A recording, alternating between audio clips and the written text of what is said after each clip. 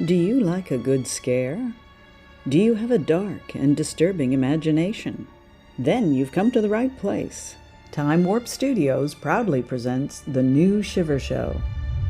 Greg, we're about to listen to War of the Worlds, arguably the first fake news story. Well, I'm looking forward to War of the Worlds, Mary, and the concept sounds so realistic that if I'm not in the studio at the end of the show, you'll know I've fled to safety.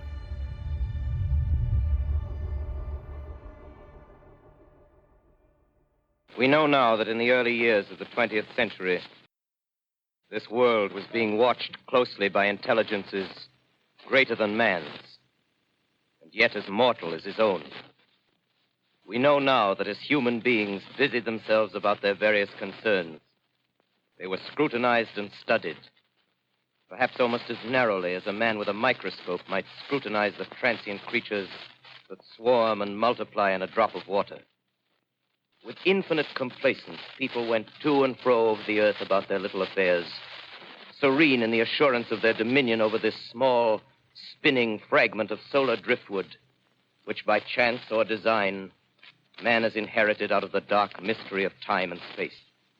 Yet across an immense ethereal gulf, minds that are to our minds as ours are to the beasts in the jungle, intellects, vast, cool, and unsympathetic, regarded this earth with envious eyes and slowly and surely drew their plans against us. In the 39th year of the 20th century came the Great Disillusionment. Near the end of October, business was better. The war scare was over. More men were back at work. Sales were picking up. On this particular evening, October 30th, Crosley Service estimated that 32 million people were listening in on radios. The next hour is not much change in temperature. A slight atmospheric disturbance of undetermined origin is reported over Nova Scotia, causing a low-pressure area to move down rather rapidly over the northeastern states, bringing a forecast of rain accompanied by winds of light gale force. Maximum temperature 66, minimum 48. This weather report comes to you from the Government Weather Bureau. We take you now to the Meridian Room in the Hotel Park Plaza in downtown New York, where you will be entertained by the music of Raymond Raquello and his orchestra.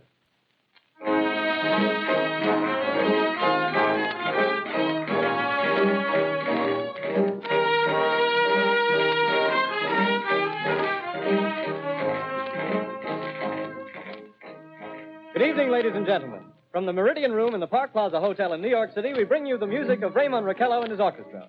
With a touch of the Spanish, Raymond Raquello leads off with La Comparsita.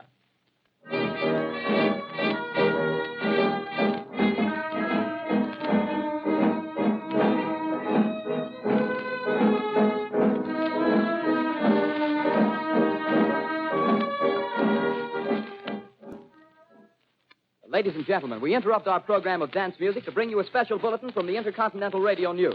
At 20 minutes before 8 Central Time, Professor Farrell of the Mount Jennings Observatory, Chicago, Illinois, reports observing several explosions of incandescent gas occurring at regular intervals on the planet Mars. The spectroscope indicates the gas to be hydrogen and moving toward the Earth with enormous velocity. Professor Pearson of the observatory at Princeton confirms Farrell's observation and describes the phenomenon as, quote, like a jet of blue flame shot from a gun, unquote. We now return you to the music of Raymond Raquello, playing for you in the Meridian Room of the Park Plaza Hotel, situated in downtown New York.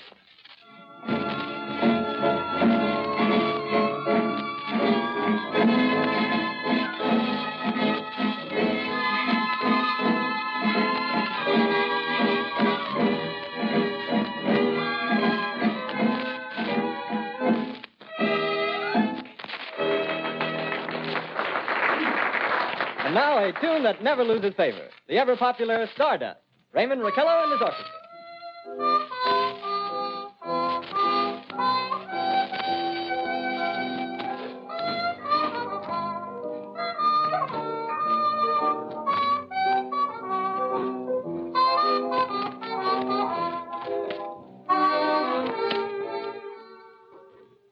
Ladies and gentlemen, following on the news given in our bulletin a moment ago, the Government Meteorological Bureau has requested the large observatories of the country to keep an astronomical watch on any further disturbances occurring on the planet Mars. Due to the unusual nature of this occurrence, we have arranged an interview with the noted astronomer, Professor Pearson, who will give us his views on this event. In a few moments, we will take you to the Princeton Observatory at Princeton, New Jersey. We return you until then to the music of Ramon Raquello and his orchestra.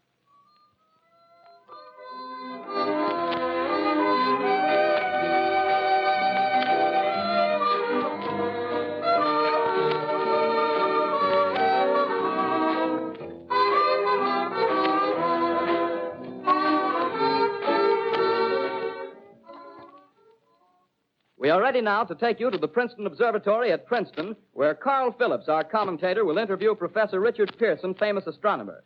We take you now to Princeton, New Jersey. Good evening, ladies and gentlemen. This is Carl Phillips speaking to you from the observatory at Princeton. I'm standing in a large semicircular room, pitch black except for an oblong split in the ceiling. Through this opening, I can see a sprinkling of stars that cast a kind of frosty glow over the intricate mechanism of the huge telescope. The ticking sound you hear is the vibration of the clockwork. Professor Pearson stands directly above me on a small platform, peering through the giant lens. I'll ask you to be patient, ladies and gentlemen, during any delay that may arise during our interview. Besides the ceaseless watch of the heavens, Professor Pearson may be interrupted by telephone or other communications. During this period, he is in constant touch with the astronomical centers of the world. Professor, may I begin our questions? Any time, Mr. Phillips. Professor, would you please tell our radio audience exactly what you see as you observe the planet Mars through your telescope? Nothing unusual at the moment, Mr. Phillips. A red disk swimming in a blue sea. Transverse stripes across the disk. Quite distinct now because Mars happens to be at the point nearest the Earth, in opposition, as we call it. In your opinion, what do these transverse stripes signify, Professor Pearson? Not canals, I can assure you, Mr. Phillips. Although that's the popular conjecture of those who imagine Mars to be inhabited. From a scientific viewpoint, the stripes are merely the result of atmospheric conditions peculiar to the planet. Then you're quite convinced, as a scientist, that living intelligence as we know it does not exist on Mars? I'd say the chances against it are 1,000 to 1. And yet, how do you account for these gas eruptions occurring on the surface of the planet at regular intervals? Phillips, I cannot account for it. By the way, Professor, for the benefit of our listeners, how far is Mars from the Earth? Approximately 40 million miles. Well, that seems a safe enough distance. Just a moment, ladies and gentlemen. Someone has just handed Professor Pearson a message.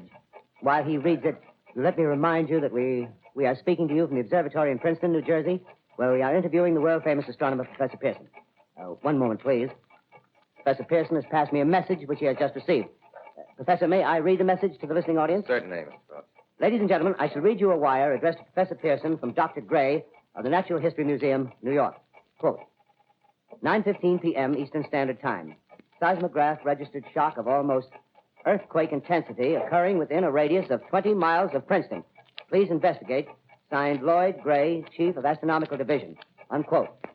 Professor Pearson, could this occurrence possibly have something to do with the disturbances observed on the planet Mars? Hardly, Mr. Phillips. This is probably a meteorite of unusual size, and its arrival at this particular time is merely a coincidence. However, we shall conduct a search as soon as daylight permits. Thank you, Professor. Ladies and gentlemen, for the past 10 minutes, we've been speaking to you from the observatory at Princeton, bringing you a special interview with Professor Pearson, noted astronomer. This is Carl Phillips speaking. We are returning you now to our New York studio.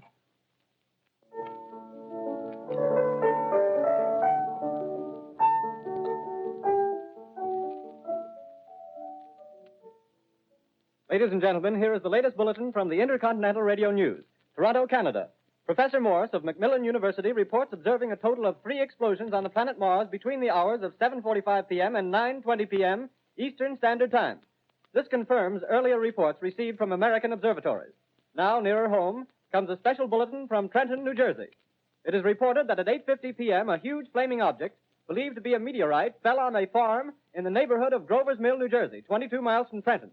The flash in the sky was visible within a radius of several hundred miles, and the noise of the impact was heard as far north as Elizabeth. We have dispatched a special mobile unit to the scene, and we'll have our commentator, Carl Phillips, give you a word picture of the scene as soon as he can reach there from Princeton. In the meantime, we take you to the Hotel Martian in Brooklyn, where Bobby Millett and his orchestra are offering a program of dance music.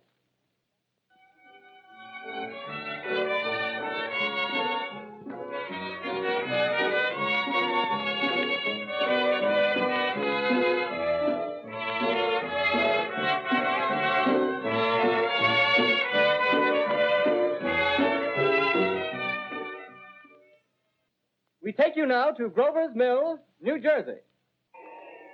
Ladies and gentlemen, this is Carl Phillips again, out at the Wilmot Farm, Grover's Mill, New Jersey. Professor Pearson and myself made the 11 miles from Princeton in 10 minutes. Well, I hardly know where to begin. To paint for you a word picture of the strange scene before my eyes, like something out of a modern Arabian Nights. Well, I just got here. I haven't had a chance to look around yet. I guess that's it. Yes, I guess that's the thing directly in front of me. Half buried in a vast pit. Must have struck with terrific force. The ground is covered with splinters of a tree. It must have struck on its way down. But I can see the object itself doesn't look very much like a meteor. At least not the meteors I've seen. It looks more like a huge cylinder. Has a diameter of, what would you say, Professor Pearson? What's that? What would you say, what's the diameter of this? About 30 yards. About 30 yards. The metal on the sheath is, well, I've never seen anything like it. The color is sort of yellowish white. There's curious spectators now are pressing close to the object in spite of the efforts of the police to keep them back. Getting in front of my line of vision. Would you mind standing one side, please? While the police are pushing the crowd back. Here's Mr. Wilmot, owner of the farm here. He may have some interesting facts to add. Mr. Wilmot, would you please tell the radio audience as much as you remember of this rather unusual visitor that dropped in your backyard? A step closer, please. Ladies and gentlemen, this is Mr. Wilmot. Well, I was listening to the radio. Closer and louder, please. Pardon me? Louder, please, closer. Yes. I was listening to the radio and kind of drowsing. That professor fellow was talking about Mars, so I was half dozing and half... Yes, Mr. Wilmot, and then what happened? Well, as I was saying, I was listening to the radio, kind of halfway. Yes, Mr. Wilmot, and then you saw something. Well, not first off. I heard something. And what did you hear? A hissing sound like this. Kind of like a 4th of July rocket. Yes, then what? I turned my head out the window and would have sworn I was asleep and dreaming. Yes? I seen a kind of greenish streak and then zingo. Something smacked the ground, knocked me clear out of my chair. Well, were you frightened, Mr. Wilmot? Well, I ain't sure. I reckon I was kind of riled. Well, thank you, Mr. Wilmot. Thank you very much. You want me to tell No, that's some quite more? all right. That's plenty. Ladies and gentlemen, you've just heard Mr. Wilmot, owner of the farm where this thing has fallen. I wish I could convey the atmosphere, the background of this fantastic scene. Hundreds of cars are parked in a field in back of us, and the police are trying to rope off the roadway leading into the farm, but it's no use. They're breaking right through. The car's headlights throw an enormous spotlight on the pit where the object's half buried. Now, some of the more daring souls now are venturing near the edge. Their silhouettes stand out against the metal sheen. One man wants to touch the thing. He's having an argument with the policeman. Now, the policeman wins. Now, ladies and gentlemen, there's something I haven't mentioned in all this excitement, but it's becoming more distinct. Perhaps you've caught it already on your radio. Listen, please. Do you hear it? It's a curious humming sound that seems to come from inside the object. I'll move the microphone nearer. Here. Now, we're not more than 25 feet away. Can you hear it now? Professor Pearson. Yes, Mr. Brown. Can you tell us the meaning of that scraping noise inside the thing? Possibly the unequal cooling of its surface. I say, do you still think it's a meteor, Professor? I don't know what to think. The metal casing is definitely extraterrestrial. Not found on this Earth. Friction with the Earth's atmosphere usually tears holes in a meteorite. This thing is smooth, and you can see its cylindrical Just a minute. shape. Something's happening. Ladies and gentlemen, this is terrific.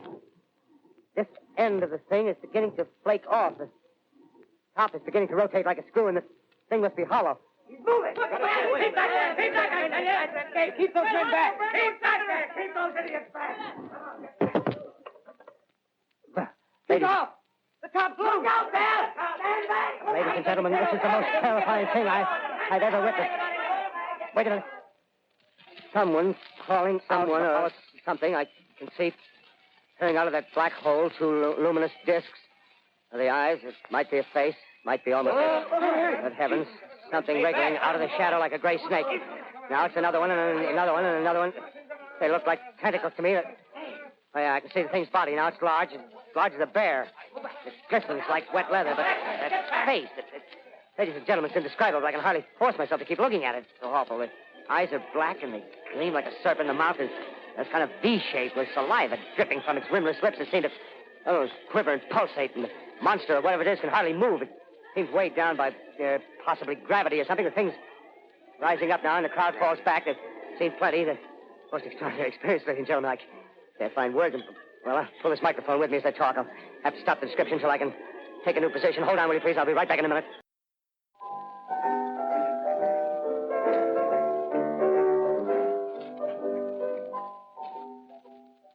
We are bringing you an eyewitness account of what's happening on the Wilmouth Farm, Grover's Mill, New Jersey.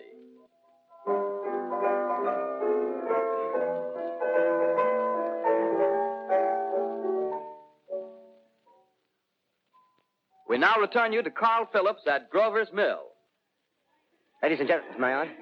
Ladies and gentlemen, here I am, back of a stone wall that adjoins Mr. Wilmer's garden. From here, I get a sweep of the whole scene. I'll give you every detail as long as I can talk and as long as I can see.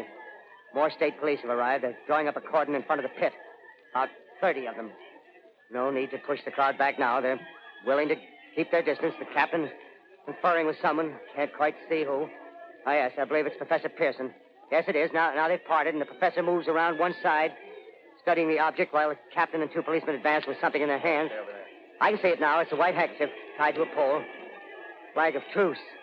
If those creatures know what that means, what anything means. Wait a minute, something's happening. A humped shape is rising out of the pit. I can make out a small beam of light against a mirror. What's that? There's a jet of flame springing from the mirror, and it leaps right at the advancing men. It strikes them head on. Lord, they're turning into flames. Now the whole field's caught up by the woods, the barns, the gas tanks of the automobiles spreading everywhere. It's coming this way now, about 20 yards to my right. Ladies and gentlemen, due to circumstances beyond our control, we are unable to continue the broadcast from Grover's Mill. Evidently, there's some difficulty with our field transmission. However, we will return to that point at the earliest opportunity. In the meantime, we have a late bulletin from San Diego, California. Professor Indelkoffer, speaking at a dinner of the California Astronomical Society, expressed the opinion that the explosions on Mars are undoubtedly nothing more than severe volcanic disturbances on the surface of the planet. We continue now with our piano interlude.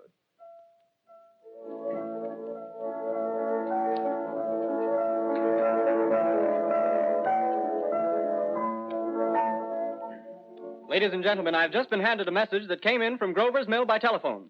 Just one moment, please.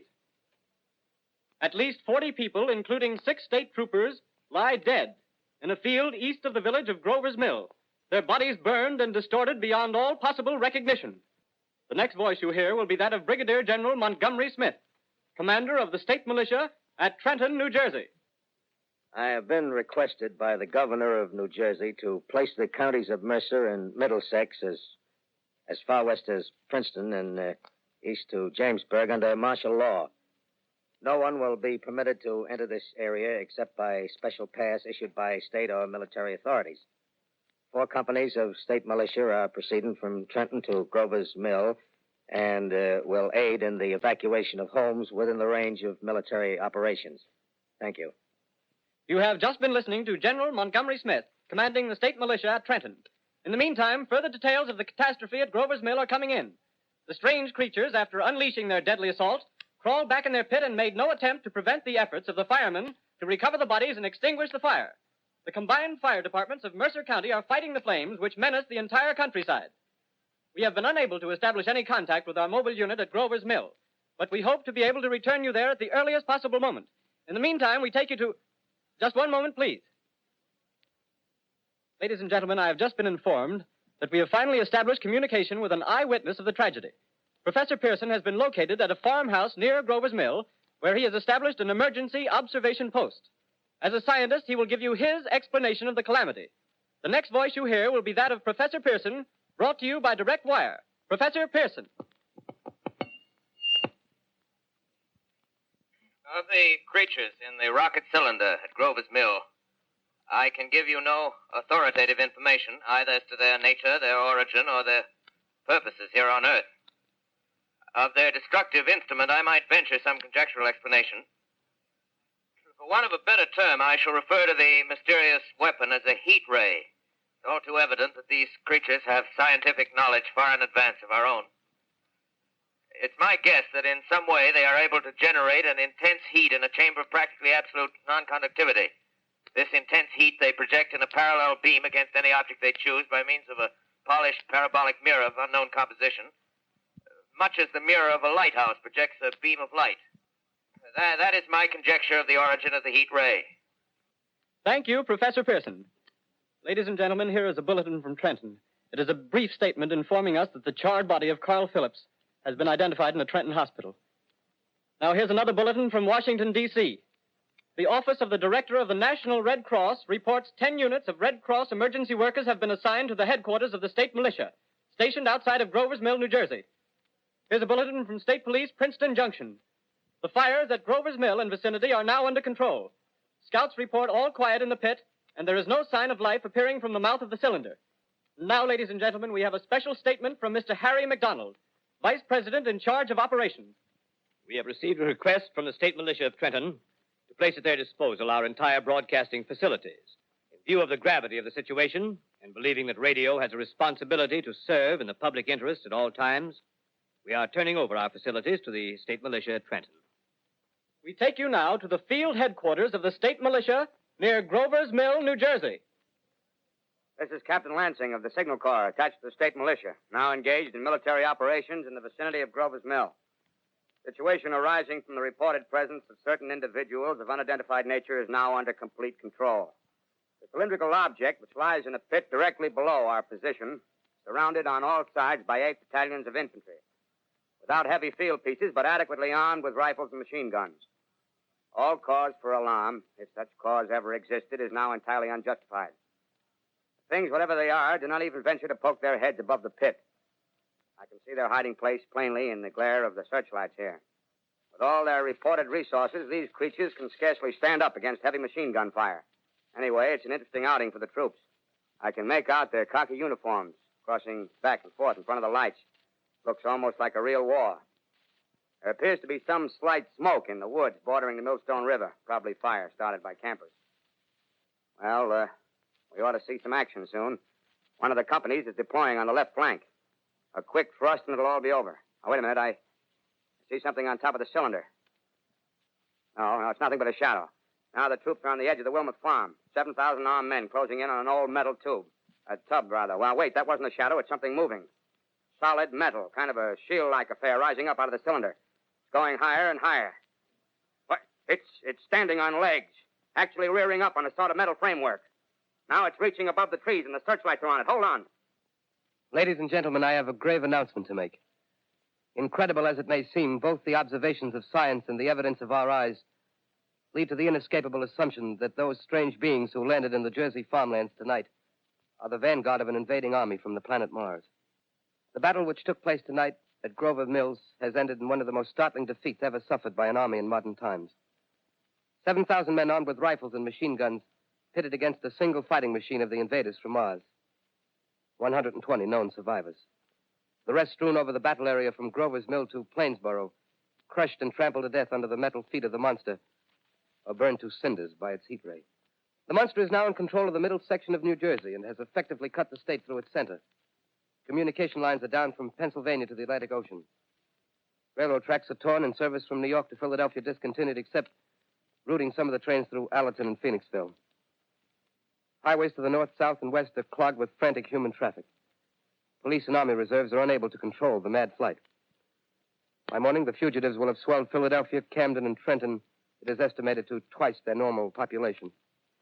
Martial law prevails throughout New Jersey and eastern Pennsylvania. At this time, we take you to Washington for a special broadcast on the national emergency. The Secretary of the Interior.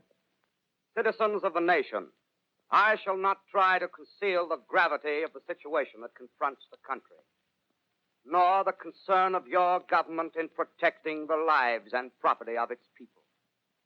However, I wish to impress upon you, private citizens and public officials, all of you, the urgent need of calm and resourceful action. Fortunately, this formidable enemy is still confined to a comparatively small area, and we may place our faith in the military forces to keep them there. In the meantime, placing our faith in God, we must continue the performance of our duties, each and every one of us, so that we may confront this destructive adversary with a nation united, courageous, and consecrated to the preservation of human supremacy on this earth. I thank you. You have just heard the Secretary of the Interior speaking from Washington. Bulletins too numerous to read are piling up in the studio here. We're informed that the central portion of New Jersey is blacked out from radio communication due to the effect of the heat ray upon power lines and electrical equipment. Here's a special bulletin in New York. Cables have been received from English, French, and German scientific bodies offering assistance. Astronomers report continued gas outbursts at regular intervals on the planet Mars. The majority voiced the opinion that the enemy will be reinforced by additional rocket machines. There have been several attempts made to locate Professor Pearson of Princeton, who has observed Martians at close range. It is feared he was lost in the recent battle. Langham Field, Virginia. Scouting planes report 3 Martian machines visible above treetops, moving north toward Somerville with population fleeing ahead of them. The heat ray is not in use, although advancing at express train speed, invaders pick their way carefully. They seem to be making a conscious effort to avoid destruction of cities and countryside. However, they stop to uproot power lines, bridges, and railroad tracks. Their apparent objective is to crush resistance, paralyze communication, and disorganize human society. Here is a bulletin from Basking Ridge, New Jersey. Coon hunters have stumbled on a second cylinder similar to the first, embedded in the great swamp 20 miles south of Morristown. Army field pieces are proceeding before the cylinder can be opened and the fighting machine rigged. They are taking up a position in the foothills of Watchung Mountains. Another bulletin from Langham Field, Virginia. Scouting planes report enemy machines, now 3 in number, increasing speed northward, kicking over houses and trees in their evident haste to form a conjunction with their allies south of Morristown. Machines also sighted by telephone operator east of Middlesex within 10 miles of Plainfield. Here's a bulletin from Winston Field, Long Island. A fleet of Army bombers carrying heavy explosive flying north in pursuit of enemy. Scouting planes act as guides. They keep the speeding enemy in sight. Just a moment, please, ladies and gentlemen. We've run special wires to the artillery line and adjacent villages to give you direct reports in the zone of the advancing enemy. First, we take you to the battery of the 22nd Field Artillery, located in the Watchung Mountains. Range 32 meters. 32 meters. Direction 39 degrees. 39 degrees. Fire.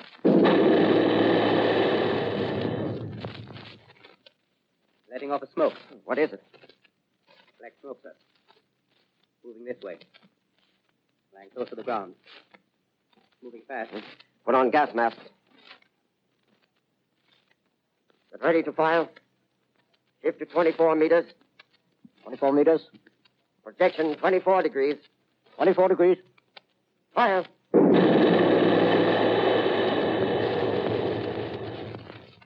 There, can't see, sir. Smoke's coming nearer. Get the range. 23 meters. 23 meters. 23 meters. Projection 22 degrees. 22 degrees.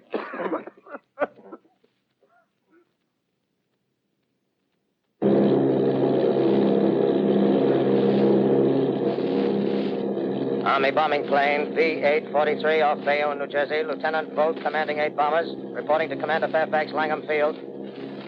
This is Vogt reporting to Commander Fairfax, Langham Field. Enemy tripod machines now in sight.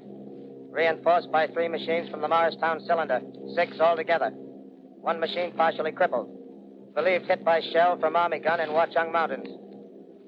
Guns now appear silent. A heavy black fog hanging close to the earth of extreme density, nature unknown. No sign of heat ray. Enemy now turns east, crossing Passaic River into the Jersey marshes. Another straddles the Pulaski Skyway. Evident objective is New York City. They're pushing down a high-tension power station. The machines are close together now, and we're ready to attack. Planes circling, ready to strike. 1,000 yards, and we'll be over the first. 800 yards. 600. 400. 200. There they go. The giant arm raised. Green flash. They're spraying us with flame. 2,000 feet. Engines are giving out. No chance to release bombs. Only one thing left. Drop on them, plane and all. We're diving on the first one. Now the engine's gone. 8. Bayonne, New Jersey, calling Langham Field. This is Bayonne, New Jersey, calling Langham Field. Come in, please. This is Langham Field. Go ahead. 8 Army bombers in engagement with enemy tripod machines over Jersey Flats. Engines incapacitated by heat ray. All crashed. 1 enemy machine destroyed. Enemy now discharging heavy black smoke in direction of... Newark, New Jersey. This is Newark, New Jersey. Warning. Poisonous black smoke pouring in from Jersey marshes. Reaches South Street. Gas masks useless. Urge population to move into open spaces. Automobiles use routes 7, 23, 24. Avoid congested areas. Smoke now spreading over Raymond Boulevard. 2X2L calling CQ, 2X2L calling CQ, 2X2L calling 8X3R. Come in, please. This is 8X3R coming back at 2X2L. How's reception? How's reception? Okay, please. Where are you, 8X3R? I'm speaking from the roof of Broadcasting Building, New York City. The bells you hear are ringing to warn the people to evacuate the city as Martians approach. Estimated in the last 2 hours, 3 million people have moved out along the roads to the north. Hutchison River Parkway is still kept open for motor traffic. Avoid bridges to Long Island, hopelessly jammed. All communication with Jersey Shore closed 10 minutes ago. No more defenses. Our army is wiped out. Artillery, Air Force, everything wiped out. This may be the last broadcast. We'll stay here to the end. People are holding service here below us in the cathedral. Now I look down the harbor, all manner of boats, overloaded with fleeing population pulling out from docks. Streets are all jammed. Noise in crowds like New Year's Eve in city.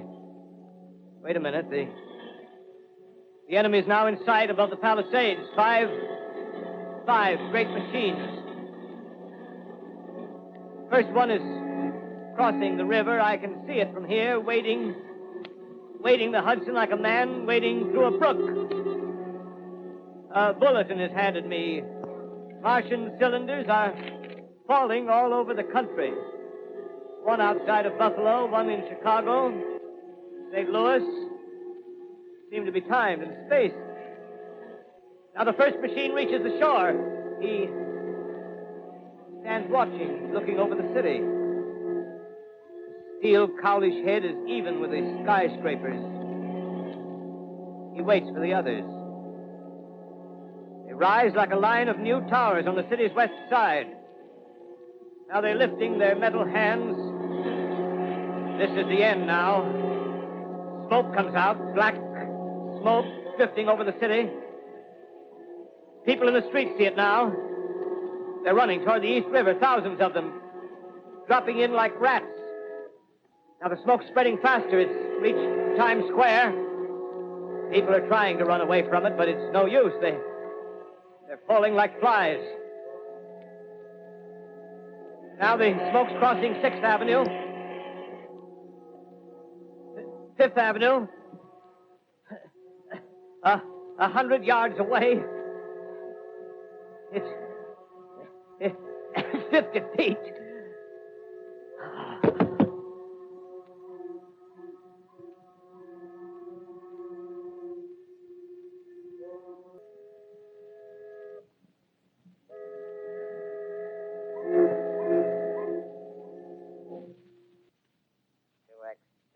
Calling CQ. 2X2L calling CQ. 2X2L calling CQ, New York. Isn't there anyone on the air? Isn't there anyone? 2X2L. You are listening to a CBS presentation of Orson Welles and the Mercury Theater on the Air in an original dramatization of The War of the Worlds by H.G. Wells.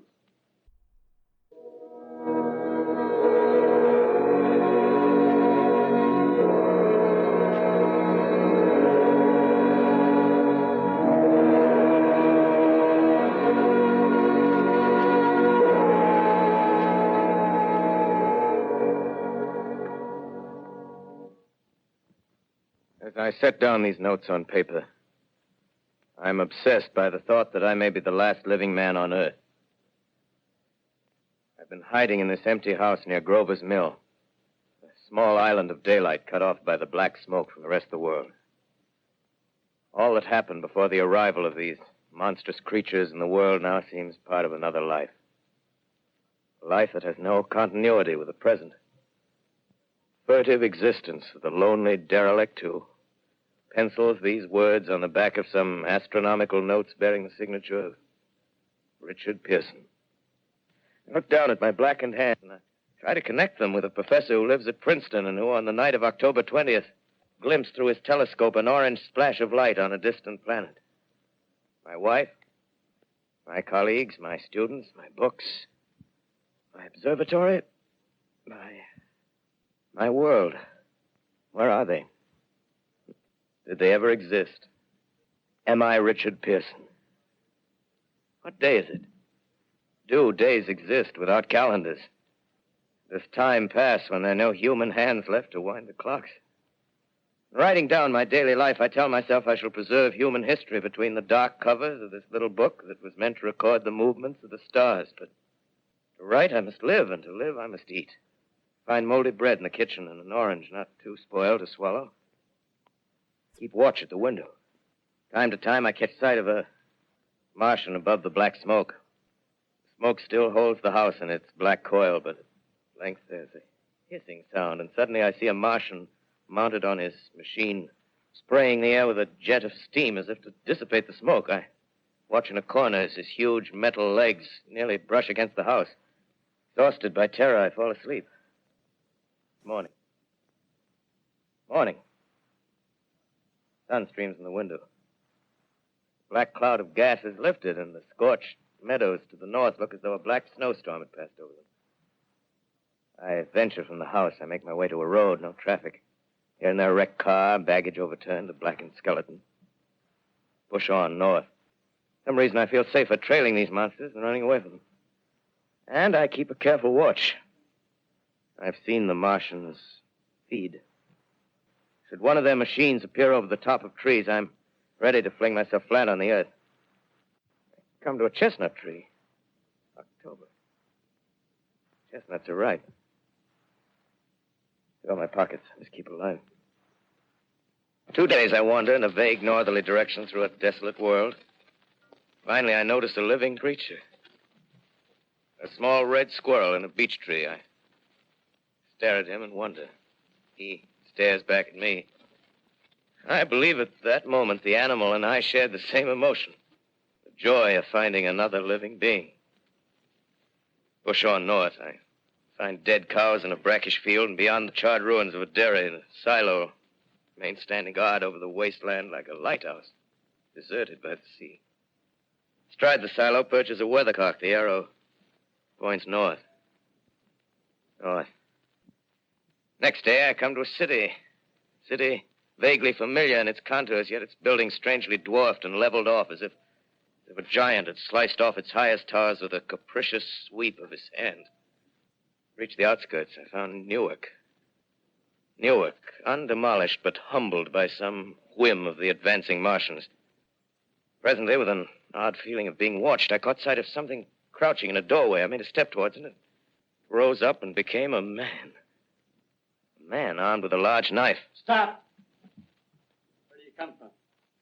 I come from many places. A long time ago, from Princeton. Princeton, huh? That's near Grover's Mill. Yes. Grover's Mill. There's no food here. This is my country. All this end of town down the river. There's only food for one. Which way are you going? I don't know. I guess I'm looking for people. Hey, what was that? Did you hear something just then? No. Only a bird. A live bird. Yeah. You get to know that birds have shadows these days. Say, we're in the open here. Let's crawl in this doorway here and talk. Have you seen any Martians? No. They're going over to New York. Night, the sky's alive with their lights, just as if people were still living in it. By daylight, you can't see them. 5 days ago, a couple of them carried something big across the flats from the airport. I think they're learning how to fly. Fly? Yeah, fly. Well, it's all over with humanity. Stranger, there's still you and I. 2 of us left. Yeah. They got themselves in solid. They wrecked the greatest country in the world. Those green stars, they're probably falling somewhere every night. They've only lost one machine. There isn't anything to do. We're done. We're licked. Where were you? You're in a uniform. Yeah, what's left of it. I was in the militia. National Guard. That's good. There wasn't any war, any more than there's war between men and ants. Yes, but we're eatable ants. I found that out. What'll they do to us? I thought it all out. Right now, we're caught as we're wanted. The Martian only has to go a few miles to get a crowd on the run. But they won't keep on doing that. They'll begin catching us systematic, like keeping the best and storing us in cages and things. They haven't begun on us yet. Not begun? Not begun. All that's happened so far is because we don't have sense enough to keep quiet. Bothering them with guns and such stuff and losing our heads and rushing off in crowds. Now, instead of our rushing around blind, we got to fix ourselves up according to the way things are now. Cities, nations, civilization, progress. Yes, but if that's so, what is there to live for? Well, there won't be any more concerts for 1,000,000 years or so and no nice little dinners at restaurants. If it's amusement you're after, I guess the game's up. What is there left? Life, that's what. I want to live. Yeah, and so do you. We're not going to be exterminated. And I don't mean to be caught either. Tamed and fattened and bred like an ox. What are you going to do? I'm going on. Right under their feet. I got a plan. We men, as men, we're finished. We don't know enough. We got to learn plenty before we got a chance. We've got to live and keep free while we learn, see? I've thought it all out, see? Well, tell me the rest. Well, it isn't all of us that are made for wild beasts. That's what it got to be. That's why I watched you. Watched you. All those little office workers that used to live in these houses. They be no good. They haven't any stuff in them. They used to run off to work. I've seen hundreds of them running to catch their commuter's train in the morning, afraid they'd get canned if they didn't. Running back at night, afraid they wouldn't be in time for dinner. Lives insured and a little invested in case of accidents. Yeah, and on Sundays, worried about the hereafter. Well, the Martians, they'll be a godsend for those guys. Nice, roomy cages, good food, careful breeding, no worries. Yeah, after a week or so of chasing around the fields on empty stomachs, they'll come and be glad to be caught. You've thought it all out, haven't you? Sure, you bet I have. That isn't all. These Martians are going to make pets of some of them. Train them to do tricks. Who knows, get sentimental over the pet boy who grew up and had to be killed. Yeah, and some maybe, they'll train to hunt us. Oh, no, it's impossible. Human Yes, beings. they will. There's men who do it gladly.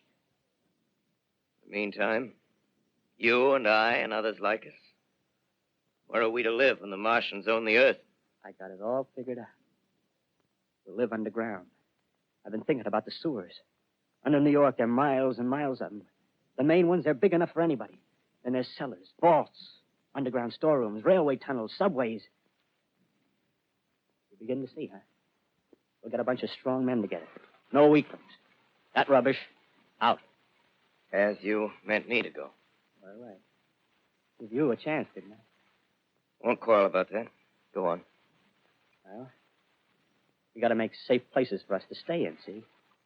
Get all the books we can. Science books. That's where men like you come in, see? We raid the museums. We'll even spy on the Martians. May not be so much we have to learn before... Listen. Just imagine this. 4 or 5 of their own fighting machines suddenly start off. Heat rays right and left. Not a Martian in them. Not a Martian in them, see? But men. Men who've learned the way how. May even be in our time. Gee. Imagine having one of them lovely things with a heat ray wide and free. We'd turn it on Martians. We'd turn it on men. We'd bring everybody down on their knees. That's your plan. Yeah. You. Me. A few more of us. We'd own the world. I see. Hey. Hey, what's the matter? Where are you going? Not to your world. Bye, stranger. Well, after parting with the artilleryman, I came at last to the Holland Tunnel, entered that silent tube. Anxious to know the fate of the great city on the other side of the Hudson. Cautiously, I came out of the tunnel and made my way up Canal Street. Reached 14th Street, and there again were black powder and several bodies and an evil, ominous smell from the gratings of the cellars of some of the houses. I wandered up through the 30s and 40s, stood alone on Times Square. Caught sight of a lean dog running down 7th Avenue with a piece of dark brown meat in his jaws and a pack of starving mongrels at his heels.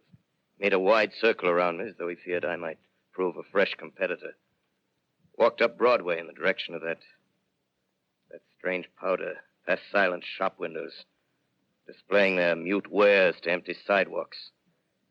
Past the Capitol Theater, silent, dark. Past a shooting gallery where a row of empty guns faced an arrested line of wooden ducks. Near Columbus Circle, I noticed models of 1939 motor cars in the showrooms facing empty streets. Over the top of the General Motors building, I watched a flock of black birds circling in the sky. Hurried on. Suddenly, I caught sight of the hood of a Martian machine, standing somewhere in Central Park, gleaming in the late afternoon sun. An insane idea. I rushed recklessly across Columbus Circle and into the park. I climbed a small hill above the pond at 60th Street, and from there I could see, standing in a silent row along the mall, 19 of those great metal titans, their cowls empty, their steel arms hanging listlessly by their sides. I looked in vain for the monsters that inhabit those machines. Suddenly, my eyes were attracted to the immense flock of black birds that hovered directly below me. They circled to the ground. And there before my eyes, stark and silent, lay the Martians with the hungry birds pecking and tearing brown shreds of flesh from their dead bodies. Later, when their bodies were examined in laboratories, it was found that they were killed by the putrefactive and disease bacteria against which their systems were unprepared. Slain, after all, man's defenses had failed by the humblest thing that God, His wisdom, has put upon this earth. Before the cylinder fell, there was a general persuasion that through all the deep of space, no life existed beyond the petty surface of our minute sphere. Now we see further. Dim and wonderful is the vision I've conjured up in my mind of life spreading slowly from this little seedbed of the solar system throughout the inanimate vastnesses of sidereal space. But a remote dream, maybe that the destruction of the Martians is only a reprieve to them and not to us. Is the future ordained, perhaps? Strange it now seems to sit in my peaceful study at Princeton, writing down this last chapter of the record, begun at a deserted farm in Grover's Mill. Strange to watch children playing in the streets. Strange to see young people strolling on the green where the new spring grass heals the last black scars of a bruised earth. Strange to watch the sightseers enter the museum where the dissembled parts of a Martian machine are kept on public view. Strange when I recall the time when I first saw it. Bright and clean-cut, hard and silent under the dawn of that last great day.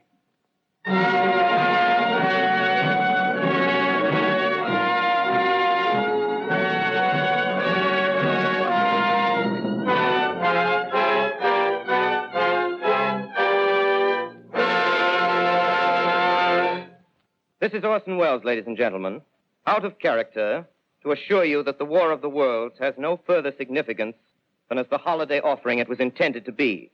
The Mercury Theater's own radio version of dressing up in a sheet and jumping out of a bush and saying boo.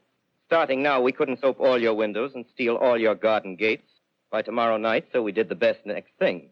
We annihilated the world before your very ears and utterly destroyed the CBS. You will be relieved, I hope, to learn that we didn't mean it, and that both institutions are still open for business. So goodbye, everybody, and remember, please, for the next day or so, the terrible lesson you learned tonight. That was no Martian. It's Halloween.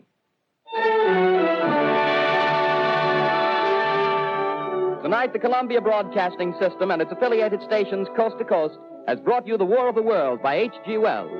This is the Columbia Broadcasting System.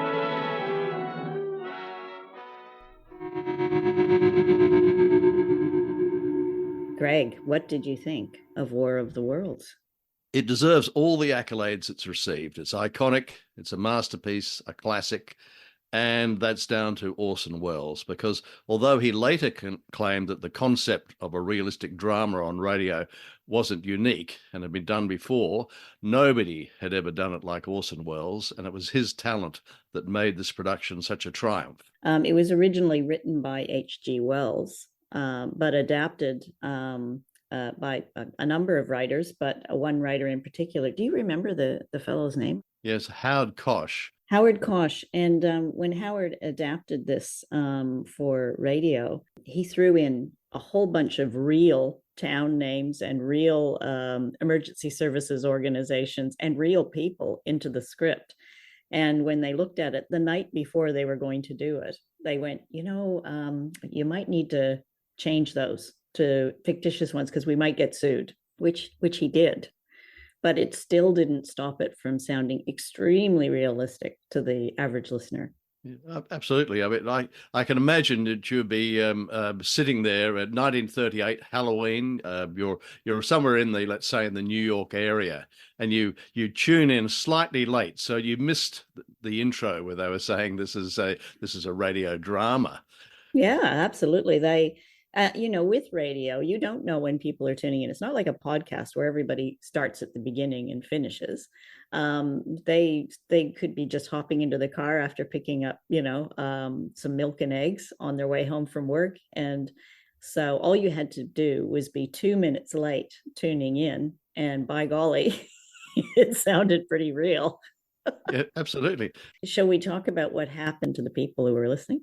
I've read, as no doubt you have, and if the listeners do the research, that there are a lot of news stories out there claiming that widespread panic among listeners who heard the show thinking it was real were false. They claimed that those newspaper stories weren't real. Well, as a freelance journalist, I can assure our listeners that reporters always stick to the fact. There's no such thing as fake news. Trust me. Now, would I make anything up? No, of course not. Of course not. I think there were two things going on. I think there were a lot of people who were alarmed. Of course, they don't have really clear stats on that. But what they do know is they did surveys afterward. They actually contacted people and say, did you listen to this? What did you, And they found that a third of the people that listened to it thought it was an attack by a foreign country. So they missed the whole Martian thing. There was also statements from various universities that the panic was greatly exaggerated. And the quote from University of Michigan was, "Almost nobody was fooled." Yes. Well, I want to dispute that. Now, let's come back to the newspapers, right? So those organs of truth, the New York Daily News and the New York Times, now would they ever lie, ran screaming headlines saying there'd been public panic, and I, for one, definitely believe them. And I believe, as you would have spotted, that the story going around, or later, several decades later, was that the newspapers in 1938 were envious of this new media, radio, which was taking advertising. So they wanted to show how irresponsible radio could be. I've looked at the video. It's on YouTube of Orson Welles at this major media conference the next morning after the show. Let's talk about that. The thing that happened was within, I think, 4 or 5 minutes before the whole story ended, police started showing up at CBS Radio, and in large numbers showed up. And they started seizing materials on the desks and that anyone was holding that might be copy that had been read as the broadcast, because they still thought that the CBS had an exclusive on some kind of invasion somewhere. So they rounded everybody up. They put all of the radio cast into, and there's quite a few of them. It wasn't just Orson Welles that participated in, as an actor in it. They put them all into an isolation room and started interrogating them. But Orson Welles had to leave because he had a rehearsal for a play, which he did all night long. He returned to CBS Radio in the morning at dawn. And at that point, he thought his career was over. He was, his reputation was ruined. And then he gave that press conference that you're talking about. So what happened at that, Greg? Well, at the press conference, and as a former PR guy, I can say that there was an example there of fabulous media management. And it was also an example of somebody who knew how to embrace notoriety. So he's looking around, and then it must have just clicked that his career wasn't over, that this was actually an opportunity. And he gives what rather a mischievous performance, because he bats away any possible suggestion that he could ever have considered there might be panic. Oh dear, what us? 3 years later, Citizen Kane is on our screen, so it did no harm. But as you quite rightly said, it certainly frightened him originally, or unsettled him. And I like the fact that we've got CBS Radio. This is a significant media organization. And instead of dealing with the media themselves, they sent the actor. Yes, that's right. Answer all the questions. Well, so once again, as a former PR guy, I can imagine the in-house PR people saying, holy hell, I'm staying well clear of this crisis. Yeah. Just send that Orson Welles guys in. Send him out, cannon fodder, as we like to think of it. What about one of the victims of the Martian invasion? Poor old Raymond Raquello and his orchestra. There's this poor blighter. He's in this fabulous New York hotel, and they're belting out a tango or Hoagie Carmichael's Stardust, and they're constantly interrupted. And now we'll cross back to Raymond Raquello and his orchestra, and then 20 seconds later, boom, nope, we're off to somewhere in New Jersey. I thought that was brilliant, though. A brilliant touch, very satirical, very delightful contrast of, everything's fine over here where we are, let's have another glass of champagne. Meanwhile, in another part of town. Very good. Exactly. Now, this is one of the reasons why I can imagine that some listeners did fall for it. Now, I've traveled around America, Mary, but I've never been to New Jersey, where the Martian spacecraft landed. So I was hoping to hear what attracted them, and I thought it might have been the Golden State's famous pork rolls. Have you been to New Jersey? I have. Have you? Yes, have you? I have. Right. But I think that it would have been selected because it would be a nice marshy. There's a sort of like a sea marshy area. It would be ideal for landing Martian spacecraft. Oh, perhaps you could be a strategic military advisor to the Martian Empire. Because I, having not been there, I had to turn to Google Maps. And I did notice that off Cranberry Road at Grover's Mill Pond, which is where the landings took place, right, there's a public restroom. So I thought perhaps the Martians might have wanted a rest stop en route to New York. Yeah, that's a good thought. And back to your comment, like of being a military advisor for aliens, I would love that job. There was one other thing I was going to say about the script, and there was the convenient way that the Martians had been defeated, which was also in the H.G. Wells book. That it was damn convenient that they got killed off by the putrefactive and disease bacteria against their systems, against which their systems were unprepared, said he, trying to read the script. So I presumed that they had eaten New York street food, but no, they got it some other way. It's like when anyone goes on a trip, you don't know whether it's the water, the air, or the food, but Yes, that's why I say one of the things that when I pack when I travel is Imodium. And yes. I would recommend that for any Martian landing in Jersey and then heading to New York. Very good tip. That's our show for tonight. Thank you for listening. If you have a comment or a suggestion that you would like us to read out on listener mail, please drop us a comment on our website, which is timewarpstudios.com. And there are links to all of our social media there. Music for this show is The Forsaken Ritual by Cody Martin.